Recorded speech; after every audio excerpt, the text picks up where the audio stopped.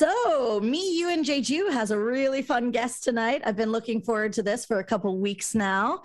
For our long-term listeners and the people that have been on Jeju for a long while now, our guest is Ahmed, but now he goes under the name Yanu. Is that correct? Yes. Yes. So, I've known Ahmed now, I guess maybe, what do you think, 10 years?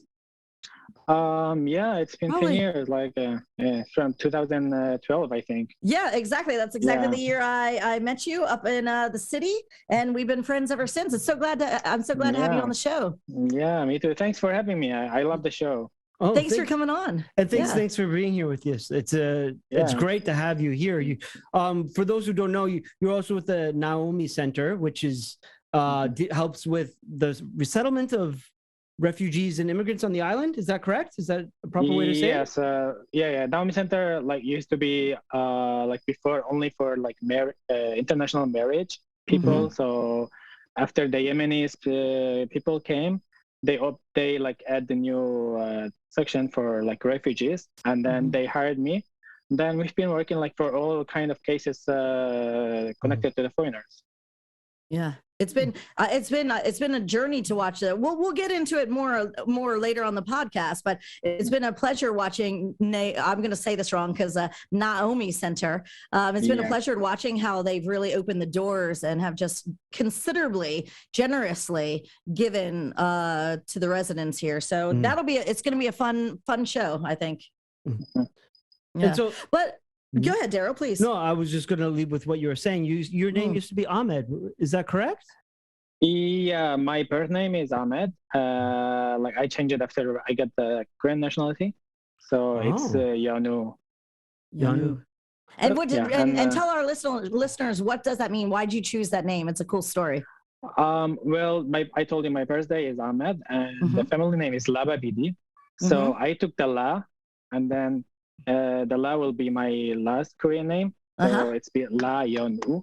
Yeah. The La is of course Jeju La. It's connected to Jeju because I lived here. I got the nationality here, so they connected to Jeju. And the Yon is I think it's the wideness, and the U it's the king or something connected to the king. So there's a places you go and you can pay them money so they can connect the name with your birthday and stuff. So, yeah, it's very cool. That's how I get the name. Oh, so you went to a fortune teller? Yes. Oh, very fun. Why not? He's completely adopted the Jeju ways at this point. Yeah. May I ask where you from before you came to Jeju? Well, I was born in Syria, and then I got to Jeju in 2012. You were quite young then too, Ahmed. How old were you? Yeah. You were a baby. Yeah, I'm 29 now. I'm 28 actually. 29 Korean age. I think I was 18 something. Yeah. 17, 18, I think the first time I met you. Yeah. And then I came here, applied for refugee, and then got the humanitarian status, of course. Then lived until now, and then applied for nationality. And then, I got it. You make it sound so, easy, but for our listeners, it was really, really a difficult time for you. I remember constantly you were going before immigration and presenting. And I mean, it was a mess. It was a really long term. I mean, as a Syrian who lives, I'm the only Syrian who is on Jeju. So the immigration always feel always they are watching me. I got harassment by the police. They used to come here. They used to come into the restaurants. To my workplace. They used to come to my house just to check on me. I mean, and they would ask other foreigners about you, what we knew about you. I mean, it was a thing because for our listeners, this was well before the Yemeni refugees settled on the island. So really, Yanu was one of the first that started paving the very bumpy path with immigration here. Yeah. And I had to deal with the immigration, especially for visa stuff. I mean, especially there's no Syrian embassy here in Korea. So my passport expired, and then here they need a passport to give you a visa. But there's no embassy to renew the passport. Right. So I had to deal with the immigration many times. I had to like to deal with the police many times. Mhm. Yeah, and now, yeah, it's got better actually, much better. Yeah, after that like a hard time, I got the dream that I'm gonna become a Korean citizen, and yeah, I keep focused on that, and then thankfully I got it recently. And you worked really hard for that. We shouldn't diminish. I mean, you studied a lot. Yeah, a lot. You studied to be able to have this achievements. right. Yeah, I studied too much. I studied like too much history, too much law, too much. Yeah. Everything. And so how long now have you officially been, what has it been, like a year and a half or more? Yeah, a year and a half. Yeah, year and a half, yeah. It's exciting. Well, congratulations. That's you. a huge. How did you get to Jeju? If you don't. Well, that's a question I get a lot. I mean, sure. Yeah. So at first, when I arrived to Korea to Incheon Airport, my brother was here actually in Korea before me. So I contacted him at that time. Okay, I arrived to Korea. Where should I go? Because I arrived to Korea. I have nobody here, so I had to meet my brother. So I called him. I arrived. So where should I go? And then he said, "I'm in place named Jeju." I didn't know that it's an island actually. So at that time there was a flight. There was a flight. If you remember or not, like from Incheon to Jeju. Right now they stop it. Oh yeah, that's right. It used to be a direct flight. So, right. Yeah. So I got the direct flight from Incheon directly to Jeju, and then I meet my brother, stayed with him a while, and then he left Jeju to the mainland, and I just stayed until now. Wow. For 10 years. Yeah. And you were still the only Syrian on the island. Yeah. And actually I recently when I got last year when I got the nationality, I sometimes I enter like the immigration website, so they tell you how many nationalities here in Jeju. Oh, okay. Before it showed like Syria 1, now it's 0. Wow. Oh wow. That gave me like goosebumps. That's cool. Yeah. Oh, that's really cool. That's really neat. Well, so like back in the day, I mean, a lot of people, you definitely became like a little brother to, you were kind of adopted into a bunch of different families per se, and you were like a little brother to a lot of people on the island. Your experience here, has that led to your, so let me just rephrase that. Now you're working with such a cool organization that really just does so much for refugees or immigrants that are in need or that have some problems. How did you stumble upon this job? Is it because of your history here? What happened that made you take on this this position? Well, it's so when the Yemenis people came, at that time I was like processing with my nationality at the immigration. Right. So, that's right. Yeah. So I'm kind of famous inside the immigration, so everyone knows me. Infamous. Yes. Right. Especially that time. Yeah. Especially I was the only Syrian here, and now I'm getting nationality, so they really focus a lot. Yes. And that time I was working at the coffee shop as a barista at the coffee shop. Right. So I went to the immigration to renew my visa, and then I saw a bunch of people who speaks Arabic, like a lot of Arabic. I really surprised. So I told the manager there, well, you seem guys like you are struggling with like communication. I could help. I could translate if you want. Then at first I said, no, we don't need. People are coming to translate. And then, okay, if you need, you can call. And then a week later, actually, they called me and then, okay, can you come and translate for us at the immigration? And then I said, okay, yeah, of course. So I went there, like work at the coffee shop, finish, go to the immigration, finish, go to my studying for the nationality because I had to get like the test. A test or something. So it was really busy time at that time. So after I finished my study, go home. I mean, like continue with my homework stuff. And then the other day, like every day, same. So one day they told me, "Can you volunteer at the immigration? And then I say, yeah, why not? Okay, but you volunteer, but not at the immigration. We will take you to somewhere else to volunteer, but the volunteering would be for us, like for the immigration. Mm-hmm. So you're like the immigration person at this whole other organization. Yeah. So if someone volunteer at the immigration, they record everything on you. Like you are volunteer, how many hours, how many points you have. Yeah. So for this kind of volunteer, usually when the immigration, the information, who always people stop at the information, tell you what to do, which visa you should go, which window you should go. But for me, not here. Other way. So they took me to Naomi Center actually. Okay, so that was your first time. Yeah. So they took me to Naomi Center to say, okay, these people are like working for the church. They are gonna help us with the Yemenis people. A lot of Yemenis will go there. So please help them every day, 3 hours. So I started. That's a volunteer job when they tell you how many hours you have to do it a day. Wow. Yeah, so don't do more, don't do less, like 3 hours. Yeah, just It was like a really short time for this a lot of people, like 400 or 500 people. Right. Come to the Naomi Center at that time. So intense. It was so intense. Well, and I want to note that not only for our listeners, not only was Yanni doing all of this work, but you also were the liaison because the foreigners at one point had stepped in and were arranging our own volunteer and our own thing. So you, not only were you doing all these things separately, but you were also like the translator and one of the main community. There was like 3 of you guys that was like the main translator between the foreigners on the islands and then all the Yemeni refugees. So it was nonstop. People were sending you messages like, at 2 a.m, like, hey, we just need to ask how this pregnant woman is. And you remember? So we were just like, we were just flooding you. I don't know how you made it through that time period. How intense. Yeah. Well, I had no idea you would. Yeah, I had no idea you were doing all that other stuff on top of all the work you were doing with us, the foreigners.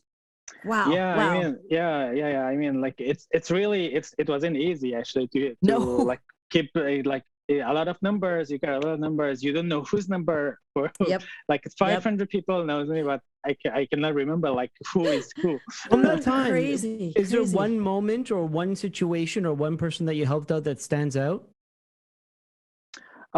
Yeah, well, there's a like very successful story I'm proud of, like we did, like me and Naomi Center. There's like a kids actually who lost their parents, like they're like really young kids. I mean, they're like first grade now. They lost their mom, and then their dad had to leave Korea for like official stuff. So they had to stay alone. So we took them to the center. We gave them house at the top of the center, like a first floor. And then they are like they completely changed. I mean, they are Korean right now. I mean, they even prefer speaking Korean than Arabic. And I usually don't speak Arabic with them. And then they really study like very hard. They are very good at the school. Their sister they've adapted. Yeah, they got amazing. very used to the like life here, and then for my opinion, I mean, the life they are living now, they are more stable than the other Yemenis, like for this short time. And I'm really proud of that, and I'm really happy for them. And for Naomi Center, I mean, this is like a church center, so at first, like for me, I came from a Muslim country. At first, like I was worried, this center will like say something about the religion. Right. The good thing that they never say anything. They never force anyone. They not because I'm working with them. I mean, I've been with them for 3 years, and they never say anything about religions. They're really good people, and it was a blessing to have them involved with the Yemeni, and the amount of work they did was unbelievable. I mean, in the long run, what ended up happening is all the foreigners were taking steps back because it wasn't sustainable that we were helping, and we really just dropped it all on the laps of the nun. What is her name? Christina. Yes, Christina. Yeah, So yeah, we dropped it all on their laps. And so they really ended up taking care, taking the brunt of the organization. I mean, it's been amazing. She really worked hard. She's Like, what a woman. What a woman. She really like very strong woman. She find houses, she find the jobs. I mean, everything. Yeah. I mean, she's still, I mean, like she's still foreigner, same as us. I mean, Yep. But she can do more work than me. She's amazing. She just has a heart of gold. And because I think a lot of the foreigners were, it's funny that not funny. It's interesting that you brought up the religion part, because when Naomi Center had first entered the picture with the Yemenis, really, it was only foreigners that were helping. This is before immigration had stepped in, before the government. And then we were hearing noise and talk about the nun and about this center. And for most of the foreigners here, we were all like, no, apprehensive about it. These are Muslim, very apprehensive. These are, Muslim religion. We don't want anything shoved down anybody's throat. We just, and it just ended up working out so well. I mean, because it was a concern that was being talked about, and she's something special. It's a really special place. Yeah. So after she did all that job, I mean, the immigration got her like a very good present. They got her the green card, actually. Yeah. Oh, I didn't know that. Yeah. Hey, that's awesome. She worked very hard. Yeah, she did. So let's talk about the center a little bit. What is the main goal of the center these days? Well, for these days, yeah. So like the center is working like for every term of time. It's like depends on how many foreigners they come to the island or what's the situation. But recently, there's no new foreigners come to the coronavirus. No international line. So the main goal right now is to help the people who are still here get like stable job, stable house, and then live normal life. That's the main goal right now. You mentioned before the Yemenis came 3 years ago, that the main job or the main focus of the center was women who married to Korean men. Is that correct? From mixed families. Before, the words just, I lost all my vocabulary. International marriage. International marriage. Right. So and that was the main thing before, right? Oh, hey, sweetie. Hi, Aurora. I'm busy right now, sweetie. We'll be back in a minute. So we that was the issue before, and then the Yemenis came on the island, and then kind of switched focus. Then after that, how did the center change? How did that all affect what the center did? Yeah. So as I told you before, only was the manager and the nun work at the center. Right. Like before Yemenis. So after the Yemenis came, we became 6 people actually at the center right now. Oh, wow. Right. Okay. And so still 6 people. Yeah, still we are 6. Okay. And the father, our priest. Father who is the priest. Yeah, sorry. The father with the father we are 7 now actually. Oh, so the priest and the manager and then the nuns, 3 nuns, and then me, another worker, like normal workers too.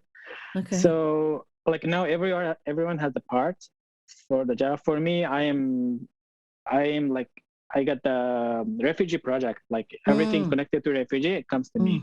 For the kids, there's the teacher for the kids. Like we have like 14 kids come to the center, play, study, to school. Yeah. There's not only from Yemen, there's from India, there's from Sudan. We used to have from Bangladesh. Yeah. So it's a true international school. Yeah, I mean, it's really fun, actually. You see the people, like many kinds of people speaking Korean, like it's really cool and fun.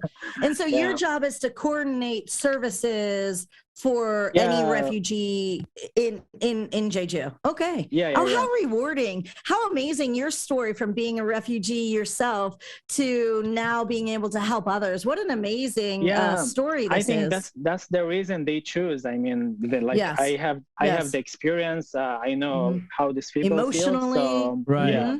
It's, I'm curious, in your time at the center, have you noticed any changes in immigration needs on Jeju? Well, the immigration is really like they are working with us like very closely. Actually, if we need something, we contact them. They give us all the information, and they get our help for like many times. Like sometimes they don't have place to keep like women's, so they contact us to keep like people for a while before they leave. To host them, yeah. Or like some people who doesn't have a house and they cannot keep them at the immigration because it's not house. Actually, it's like they say like security center or something. It's kind of jail inside. Yes. So they ask us to keep like people many times. I mean, for like the opposite side, if we need something from the immigration, we can ask. Okay. And they're really helpful recently.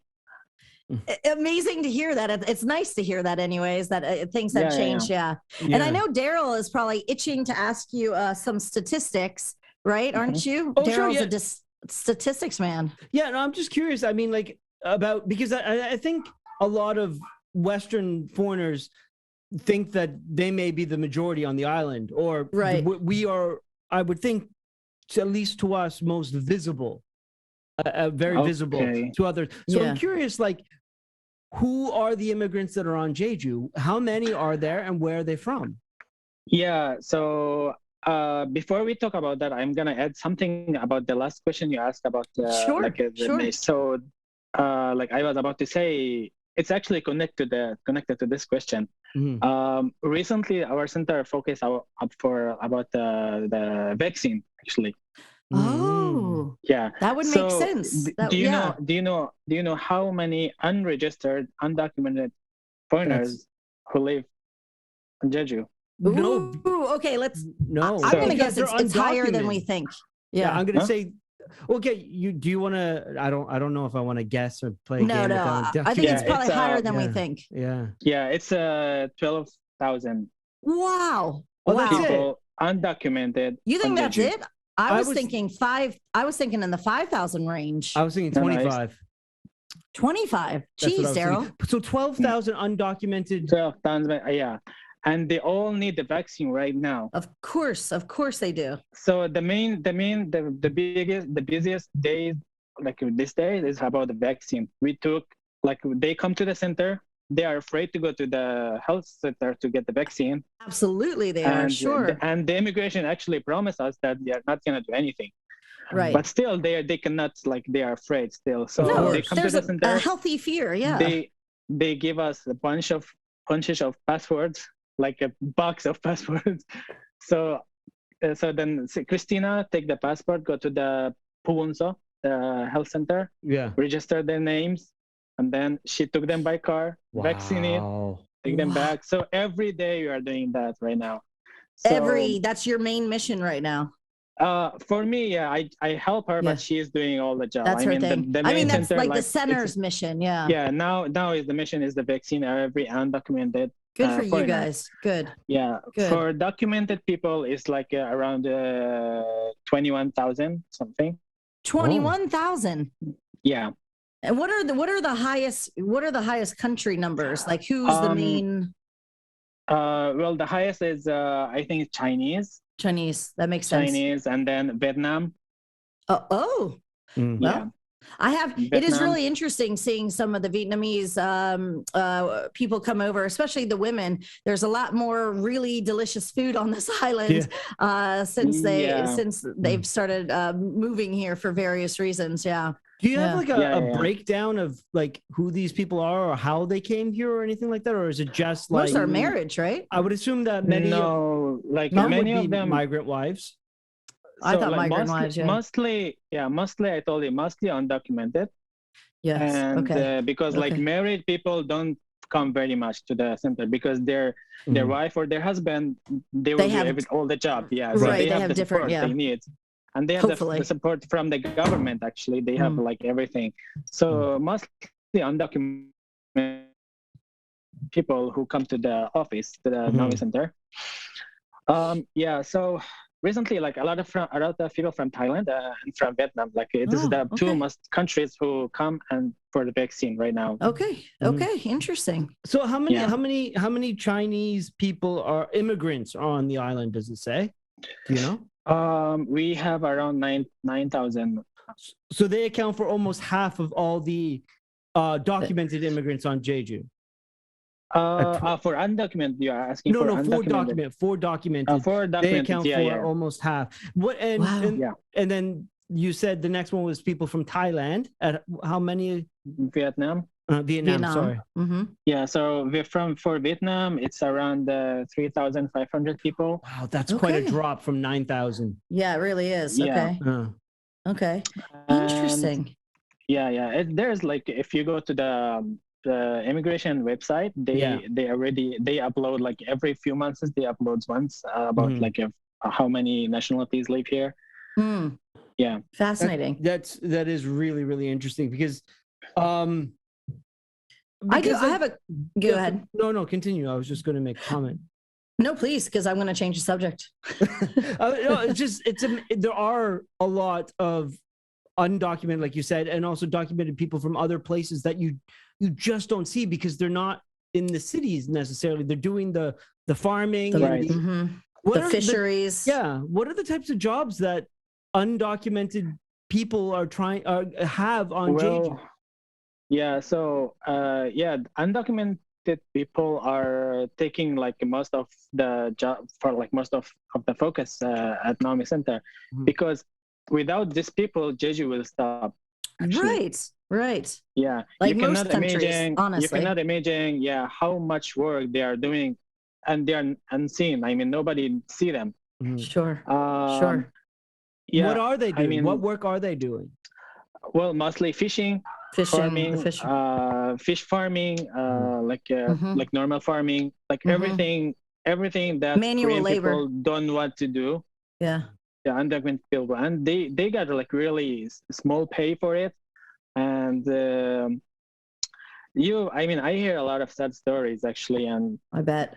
Yeah, but as I told you, without these people, Jeju will stop. I'm sure. Yeah, I know 100% of cases of like people in Jungmun living in a tiny house that all of a sudden they just disappear because they are undocumented, but they're also being exploited, right? Like that's the fear of undocumented people is getting exploited at their places of work, which is because they can't report the abuse, they can't, the overworking, the over hours, the horrible conditions. Every so often, you'll see like the major news report breaking Korea about, a death on a farm, and then they'll take the video cameras in and you'll go see the housing, and it's shocking. But this country, much like every other first world country, exploits and uses to the advantage. The good thing that the immigration don't go and catch these people on purpose without someone if someone report. Without report, this is like very good. I think they changed 2 years ago. They stopped go to and catch people without report. Like if someone report, they will go because they had to. Hands otherwise off. They don't. Yeah. Otherwise they don't do anything.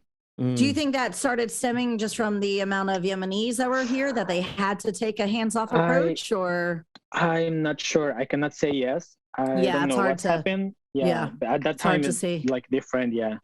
Well, they could loosen up immigration rules, and that would make things a little bit easier. Because that's a big problem on whole other subject.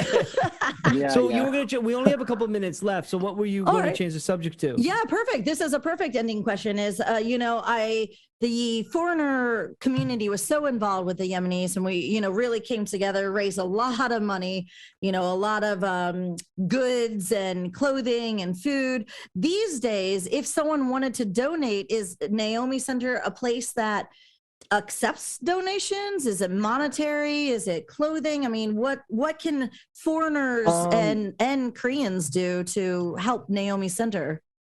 Well, for donations, like we got a lot of of donations from the church, like from the people who attend to the church. Okay. Okay. Clothes. I mean, I think there is companies who support us with clothes like every winter. Okay. For blankets, I mean, we have enough.